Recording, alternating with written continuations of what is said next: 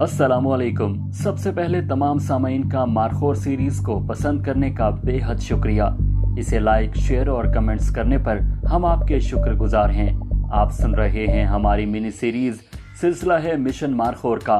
पेश खिदमत है 7वीं किस्त। साबिका एक साथ सुनने के लिए डिस्क्रिप्शन में मौजूद प्लेलिस्ट के लिंक को क्लिक करें। शुक्रिया। डायरेक्टर जनरल इंटेलिजेंस के सामने कर्नल साहब उस फाइल समेत मौजूद थे जो प्रदीप खन्ना की तरफ से मौसूल हुई थी। वेल डन, मैं खुद उस लड़के से मिलना चाहूंगा। उन्होंने फाइल के मंदरजात देखने के बाद तहसीन आमेज नजरों से कर्नल साहब की तरफ देखा। My honour sir. कर्नल साहब ने शुक्रिया अदा किया। इसे निकाल लो, मैं इस नौजवान को जाया होते नहीं देख सकूंगा। अब भारतीय सब कुछ छोड़कर वहशियों की तरह उसका खोज कर रहे होंगे।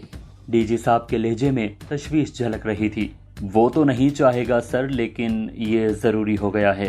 कर्नल साहब ने असबात में सर हिलाया। डू इट कहकर डीजी साहब ने अपने पीए को मुखातिब किया और थोड़ी देर बाद वो जनरल हेडक्वार्टर्स में मौजूद थे।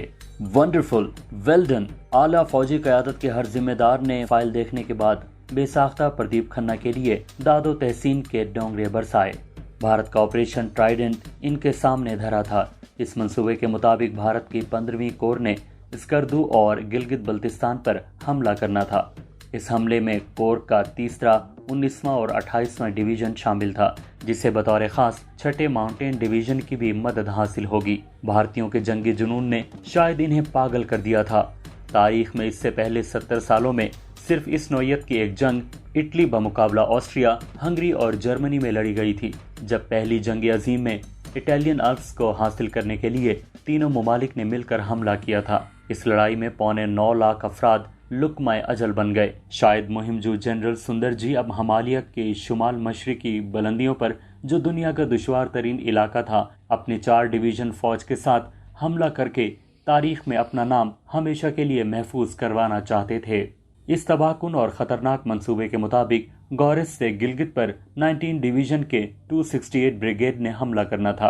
कारगिल से स्कर्दू की तरफ मरकजी हमला 28वें डिवीजन के ब्रिगेड नंबर 121 के जरिए होना था, जिसकी मदद के लिए 28वें डिवीजन का एक फासिल ब्रिगेड भी रखा गया था। थाइस ब्रास्ता, खपलू और स्कर्दू पर इमदादी हमला 3री डिवीजन की कमांड में 102 फर्स्ट ब्रिगेड, 3री डिवीजन के 70वें ब्रिगेड और 3री डिवीजन के 114वें ब्रिगेड के जरिए हमला होना था। 3रे डिवीजन के 114वें ब्रिगेड के जरिए 6ठा डिवीजन चीन के बिलमुकाबिल खड़ा कर दिया जाता।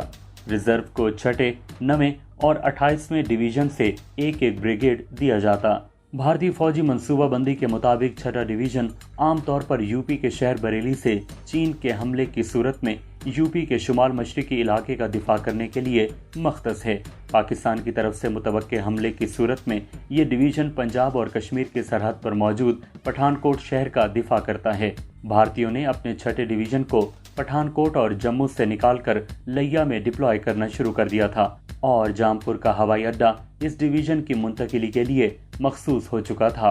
नाजरीन, पाकिस्तान के सूबे पंजाब में एक शहर लैया वाक़े है। इसी तरह भारत के पठानकोट के साथ भी एक लैया शहर वाक़े है। भारतीयों ने एक रोज में 70 परवाजें लैया में उतारी। एक ही वक्त में लैया के हवाई अड्डे पर 20 से ज्यादा AN-12 साइज के जहाज खड़े दिखाई दे रहे थे। पाकिस्तान के एयरफोर्स इंटेलिजेंस यूनिट एक एक पल की रिपोर्ट पहुंचा रहे थे, जो प्रदीप खन्ना की ब्रिगेडियर कोविल के घर से चुराई गई दस्तावेज की तस्दीक कर रही थी। इसका मतलब ये था कि भारतीय जर्नैलों ने अपनी जिद पूरी करने का मुसम्मम इरादा कर लिया था। इस रोज लैया के हवाई अड्डे पर 70 परवाजें उतरी और 50 वापस गईं, जिसका मतलब ये था कि भारतीयों को हमले में बहुत जल्दी है और वो इस बात से आगाह होने के बाद कि हमले का प्लान पाकिस्तान पहुंच चुका है, वो अपनी तमाम तर सलाहियतें सर्व कर रहे थे। इस मौके पर ज़रूरी था कि इनके लिए रुकावटें पैदा की जाएं ताकि इस डिवीजन के महाज पर पहुंचने से पहले ही पाकिस्तानी फौज को मुकाबले के लिए महाज पर पहुंचा दिया जाए, और ये कारनामा भी अंजाम पा गया। लैया में आने वाले ताज़ा दम दस्ते 12,000 फौजियों के लिए जो फाजिल खुराक आने वाली थी, रास्ते के पुलों पर रुकावटें होने के सबब इसकी सप्लाई रुक गई। भारतीयों के लिए यह खबर बड़ी परेशान कुन थी। इस इलाके में मकामी सतह पर पाकिस्तानी एजेंसियों ने इनके लिए ट्रांसपोर्ट के मसाइल खड़े कर दिए थे। इन मसाइल की वजह से इनके हमले की तारीख में देरी हुई। पहले 6 फरवरी का दिन मुकर्रर हुआ और फिर 8 फरवरी सुबह 4:30 बजे हमले का वक्त मुकर्रर किया गया, लेकिन इसी रोज से पहर 3 बजे तक पाकिस्तान की जवाबी मंसूबाबंदी ने भारतीयों की कमर हिम्मत तोड़ दी और इन्हें बादल नखास्ता हमला मनसूख करना पड़ा। और इस हमले को मनसूख करवाने में अहम किरदार पाकिस्तानी जवाबी मंसूबाबंदी के माहिरीन ने अदा किया। दुश्मन की चाल को समझते हुए पाकिस्तानी जर्नैलों ने आर्मी एविएशन का बेहतरीन इस्तेमाल किया और 4 दिनों में C-130 जहाज़ों की करीबन 300 परवाज़ों के जरिए स्कर्दू में 3 ब्रिगेड फौज उतार दी। फौजी तवाज़ुन भारत के खिलाफ हो चुका था। भारतीयों के लिए अब सिवाय वापसी का सफर इख्तियार करने के कोई और रास्ता नहीं बचा था। पाकिस्तान ने शानदार जवाबी मंसूबाबंदी करके पंजाब की तरह इस सरहद पर भी भारतीयों को बौखला कर रख दिया। शुमाली इलाका जात में पाकिस्तान आमतौर पर 3 ब्रिगेड फौज रखता है, जिनमें से एक ब्रिगेड सियाचिन ग्लेशियर के मगरिब में खपलों के मकाम पर, दूसरा ब्रिगेड स्कर्दू और तीसरा गिलगित में रखा जाता है। रावलपिंडी में 111 फर्स्ट ब्रिगेड को भी इस महाज के लिए मखसूस किया गया था। इसी तरह पाकिस्तान ने अस्तौर, गिलगित और दर्रे बर्जील के दरमियान एक ऐसी डिफेंस लाइन खड़ी कर दी थी जो भारतीयों के लिए मौत का पैगाम बन गई। कारगिल से स्कर्दू हवाई रास्ता तकरीबन 80 किलोमीटर है और भारतीय ये फासला तय नहीं कर सकते थे। इनके पास 71 का नाकाम तजुर्बा भी मौजूद था। 71 में भारत की लद्दाख बटालियन ने अपनी 2 कंपनियों के साथ फरटूक से बेडगानों पर हमला किया, जिसका फासला वहां से 30 किलोमीटर था। इस बाकायदा और तरबियत याफ्ता फौज का मुकाबला पाकिस्तानी फ्रंटियर कोर की चंद प्लटूनों ने किया, जहां 14 रोज तक भारतीयों को पाकिस्तानी फ्रंटियर कोर ने रोके रखा। सियाचिन में भारतीयों ने एडवेंचर तो 1984 में कर लिया था, लेकिन इस बात की भी इन्हें अच्छी तरह समझ आ गई थी कि 4 ब्रिगेड के साथ वो स्कर्दू जाकर पाकिस्तान से लड़ाई का सिर्फ ख्वाब ही देख सकते हैं। अमलन ऐसा कुछ मुमकिन नहीं। भारतीयों को ये इल्म तो था कि स्कर्दू और गिलगित इनके अड्डों की निस्बत ज्यादा उतराई में वाक़ है, लेकिन वो ये भी जानते थे कि यहाँ तक पहुँचने के लिए इन्हें शियाक, सिंध और अस्तौर के दरियाई वादियों से गुजरना पड़ता। इन तंग वादियों में भारतीय फौज की पेशकदमी तो क्या होती, अलबत्ता इन्हें अपने मुर्दा साथियों की लाशें भी हाथ ना लगती, क्योंकि यहाँ कदम कदम पर पाकिस्तानी निशानाबाज इनके इस्तकबाल के लिए महफूज पनाहगाहों में मौजूद थे। खपलू पहाड़ की 10,000 फुट बुलंदी से पाकिस्तानी फौज भारतीयों की तवक्कुआत के बिल्कुल बरक्स ग्लेशियर की 22,000 फुट बुलंदी तक अपनी पोस्टें कायम कर चुकी थी। इस सारे रास्ते में पाकिस्तानियों ने सिर्फ चंद पलटने फैलाकर भारतीयों को नाकों चने चबा दिए थे। इसी तल्ख हकीकत के बावजूद कि पेशकदमी के तमाम रास्ते भारत के कब्जे में थे। भारतीयों की पेशकदमी नामुमकिन बनाकर पाकिस्तानियों ने भारतीय चौकियों पर हमले शुरू कर दिए। ब्रासटेक और खुसूसन ऑपरेशन ट्राइडेंट की नाकामी ने भारतीयों की बौखलाहट और गुस्से को दोचंद कर दिया था। सियाचिन में भारतीय फौज के कारनामों की खबरें भारतीय प्रेस में शाया होती तो फौज का मोराल मजीद गिरने लगता। इन खबरों में उमूमन यही बताया जाता था कि सियाचिन महाज पर जाने से बचने के लिए फौजी क्या क्या हरबे इस्तेमाल करते हैं और किन किन हीले बहानों से अपनी जान छुड़ाते हैं। भारतीय प्रेस ने सियाचिन की मुहिम को फौज की जहनी अयाशी से ताबीर करना शुरू कर दिया था, क्योंकि भारतीयों ने जिन मकरू अज़ाइम के साथ सियाचिन पर हमला किया था, इससे इन्हें बमुश्किल 5% कामयाबी भी हासिल नहीं हुई थी। बेपनाह माली अखराजात, खतरनाक मौसम से होने वाली हलाकतें और पाकिस्तानियों के हाथों मरने वाले भारतीयों की लाशें जब इनके घरों में पहुंची तो नज़दीक दूर के इलाकों में कोहराम मच जाता। सियाचिन में जिस्मानी तौर पर नाकारा होने वाला हर भारतीय फौजी चलता फिरता इश्तिहार बन जाता। वो जहां भी जाता फौज की बदनामी इसके हमरा होती। इन हालात ने भारतीय जर्नैलों को बहुत ज्यादा जिच कर दिया था।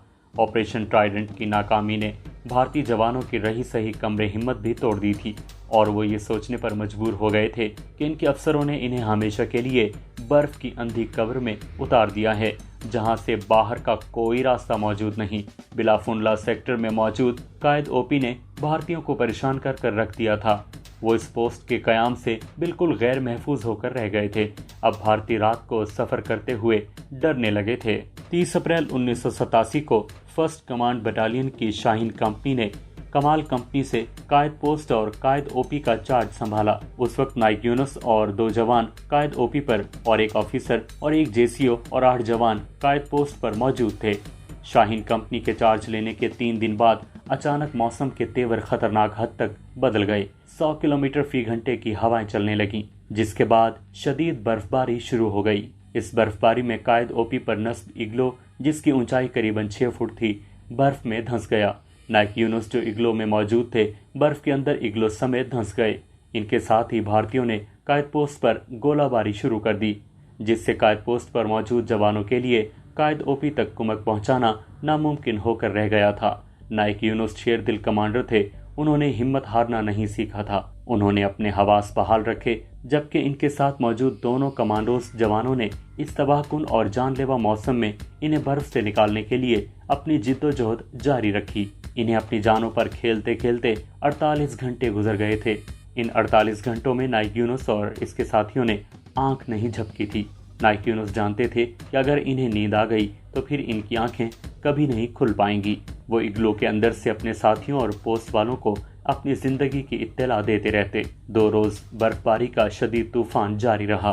तूफान इतना शदीद था कि जिसके सामने भारतीय गोलाबारी भी बेवकत होकर रह गई थी।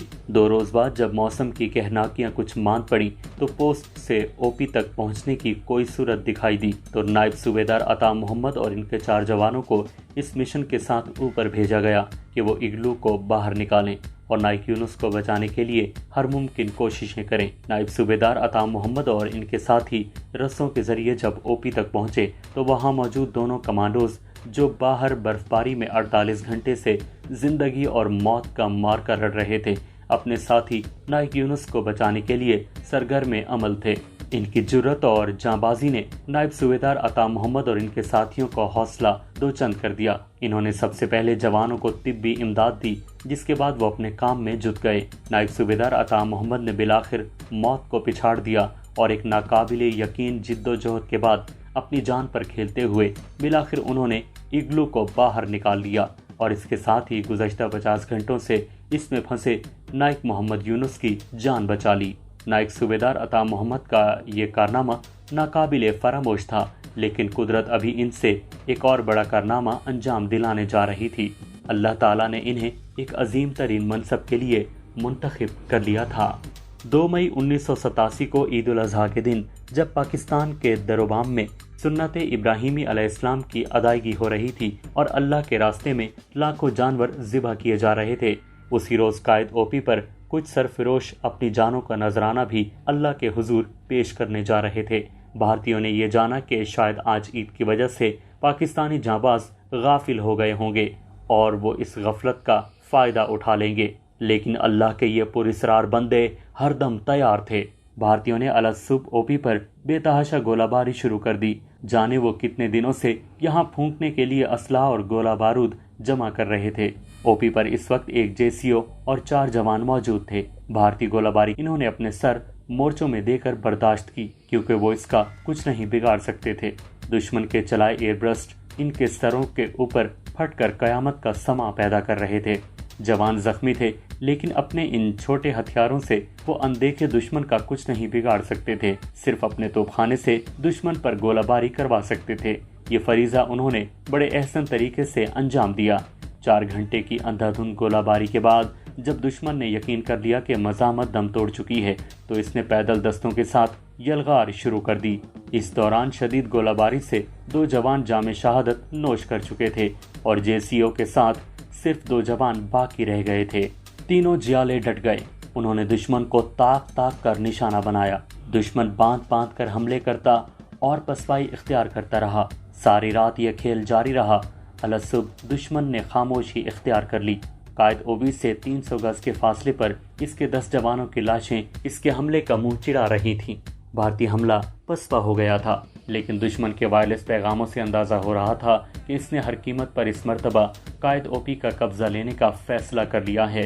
दोनों शहीदों के जमा लाशें नीचे पहुंचाए गए और ताज़ा दम कुमक ऊपर पहुंचा दी गई, लेकिन वो भी कितनी। एक इग्लो में बमुश्किल 5 जवान ही समा सकते थे, जबकि दुश्मन पूरी बटालियन के साथ हमलावर हुआ था। इसके मुख्तलिफ सेक्शन वक्फे वक्फे से हमलावर होते और अपने साथियों की लाशें छोड़कर पसपाई इख्तियार कर लेते। 29 मई से 18 जून तक भारतीयों ने कायद ओपी पर मौजूद जवानों को एक लम्हे की फुर्सत भी नहीं दी। उन्होंने वक्फे वक्फे से मुसलसल गोलाबारी जारी रखी और दरमियान में पैदल फौज के साथ हमले भी करते रहे। इस दौरान कायद ओपी पर मौजूद जवान दुश्मन के लिए मौत बने रहे और वो जख्मी होते और हरकत के काबिल भी ना रहते तो जबरदस्ती इन्हें नीचे उतारा जाता। दुश्मन के मुसलसल हमलों की वजह से वो इग्लो से बाहर मोर्चों में बैठकर दुश्मन के ताबड़तोड़ हमलों का सामना कर रहे थे। 18 जून को नायब सूबेदार अता मोहम्मद शहीद ने ओपी का चार्ज संभाला। इनके साथ सिर्फ 6 जवान मौजूद थे क्योंकि इससे ज्यादा एक नफर भी यहाँ नहीं ठहर सकता था। 18 जून से 24 जून तक भारतीय तोपखाना वक्फे से कायद ओपी पर आतिश व आहन बरसाता रहा। इस दौरान किसी जवान के लिए चंद मिनट की नींद भी मुमकिन नहीं थी। सारी रात और सारा दिन वो इग्लू के बाहर रगों में खून मुंजमद करने वाली जानलेवा सर्दी में मोर्चा बंद होकर दुश्मन का वार अपने सीनों पर रोकने के लिए तैयार रहते थे। 24 जून रात 10 बजे दुश्मन ने इस महाज पर मौजूद अपनी तमाम बैटरियों का फायर कायद ओपी पर गिराना शुरू कर दिया। यूं महसूस होता था जैसे तोपचियों पर जुनून तारी हो गया है और भारतीय फौज का सारा बारूद आज रात फूंक कर ही दम लेंगे। रात 11:30 बजे तक दुश्मन की गोलाबारी का तसलसल बरकरार रहा, जिसके बाद फायर पर खामोशी छा गई।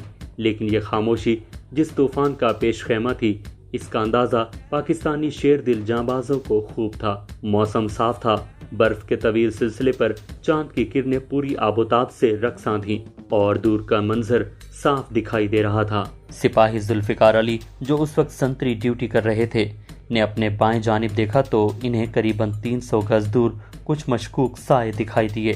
भारतीय सिपाहियों के खांसने की आवाज पर वो मजीद चौकन्ने हो गए। उन्होंने अपने साथी संतरी को खबरदार कर दिया और सामने नजरें जमा कर बैठे रहे। सामने का मंजर अब मजीद नुमायां होने लगा था। संतरी जुल्फिकार ने देखा कि करीबन 30-40 भारतीय फौजी जंगी तरतीब के साथ कायद ओपी की तरफ बढ़ते चले आ रहे थे। इसी असना में नायब सूबेदार अता मोहम्मद शहीद, जो एक एक मोर्चे पर जाकर खुद हालात का जायजा ले रहे थे, वहां पहुंच गए। उन्होंने सामने मौजूद भारतीय फौजियों को देख लिया था। जुल्फिकार, हमने एक एक गोली से एक एक भारतीय को मारना है, उन्होंने सरगोशी करते हुए कहा। हालात ऐसे ही थे कि वो अपनी एक गोली को भी जाया नहीं कर सकते थे, क्योंकि ओपी कायद से पोस्ट तक रस्सों के जरिए जो रास्ता बनाया गया था, इसे 4 दिन की मुसलसल गोलाबारी ने खत्म कर दिया था। नायब सूबेदार अता मोहम्मद सबसे अगले मोर्चों में अपनी गन के साथ मौजूद थे। उन्होंने अपने जवानों से कह दिया था कि जब वो फायर करें, इसके बाद ही दुश्मन पर गोली चलाई जाए। भारतीयों के खिलाफ जब कोई मज़ाहमत ना हुई तो इन्हें अपने अफसरान की इस बात का यकीन आ गया कि वाकई ओपी कायद खत्म हो चुकी है और यहाँ मौजूद पाकिस्तानी इनकी तोपों के गोलों का शिकार हो चुके हैं। इनका फासला ओपी से कम हो रहा था। जब ये फासला करीबन 20 गज रह गया तो नायब सूबेदार अता मोहम्मद ने नारे तकबीर बुलंद किया और पहली गोली फायर कर दी, जिसके साथ ही भारतीयों पर जहन्नुम का दहाना खुल गया और वो अपने आधे से ज्यादा साथियों को मरते और तड़पते देखकर वापस भाग गए। पसपाई इख्तियार करते हुए भारतीयों ने अपनी तोपों से कवर फायर मांग लिया था ताकि इनके और पाकिस्तानी कमांडोज के दरमियान गोले हायल हो जाएं। लेकिन नायब सूबेदार अता मोहम्मद ने फायरिंग पहले ही बंद कर दी थी, क्योंकि इन तक कुमक नहीं पहुंच रही थी। वो अपने महदूद असलहे और गोला बारूद को इंतहाई एहतियात से इस्तेमाल कर रहे थे। इनके सामने बर्फीले जहन्नुम पर भारतीयों की लाशें बिखरी हुई थीं। पसपा होते भारतीय फौजी इतनी जल्दी में थे कि इन्हें अपने साथियों की लाशें भी उठाने का वक्त नहीं था। गुज़श्ता 3 दिन और 3 रातों से पाकिस्तानी जवान मुसलसल जाग रहे थे। इस दौरान वो भारतीय फौज से ज्यादा मौसम की अजाबनाकियों का मुकाबला कर रहे थे। खून जमा देने वाली सर्दी में वो एक लम्हे के लिए भी इग्लू में जाकर ताज़ा दम होने का खतरा मूल नहीं ले सकते थे, क्योंकि हर लम्हा चौकस रहने की जरूरत थी और दुश्मन किसी भी लम्हे इन्हें गाफिल पाकर हमला कर सकता था। नायब सूबेदार अता मोहम्मद जानते थे कि गुज़श्ता 20-22 घंटों से इनके जवानों के मुंह में पानी का एक कतरा भी नहीं गया। खुद इनके हलक में कांटे चुभ रहे थे।